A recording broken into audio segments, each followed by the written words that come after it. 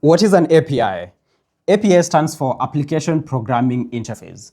I want you to think of the time when you go to a restaurant. When you go to a restaurant, let's say this is you here, and there's going to be the waiter or the waitress, and finally, there is someone who is at the kitchen, who is the chef preparing the food that you're looking for. Somehow, you have to get to the chef in the kitchen for you to get the food or anything that you're offering. I love an iced latte, so I'll probably be ordering that.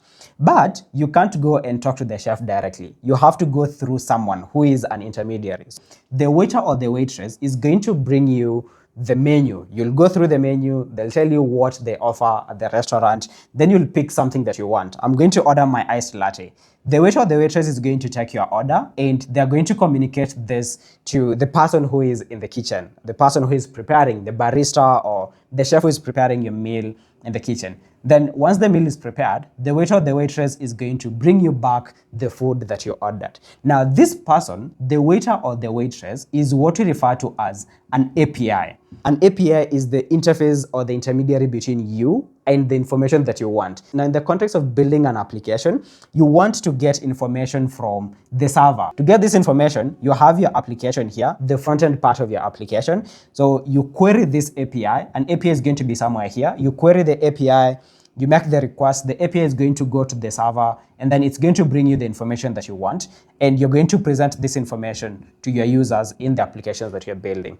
I want you to even think of ChatGPT. Whatever you're accessing in ChatGPT, whenever you're making a request, that request is going to go through the OpenAI API. Then through that API, it's going to query their servers, and you're going to receive a feedback, which is the answers that you're looking for.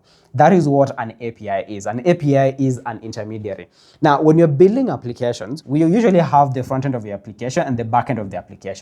The people who are building the back end of the application, they're going to build the APIs. They're going to create these APIs, and anyone who is building the front end of the application will query this API, and that is how they're able to get the information that is needed for them to present this information to the users. That is how authentication is done. That is how, even when you open your TikTok, that's how you're able to see the information that is in the feed, the messages, all of those things. There's always an API. In our lives, everything around us is an API, especially when you're online, and everything and anything that you see, there's an API involved somewhere in one way or another. Happy coding.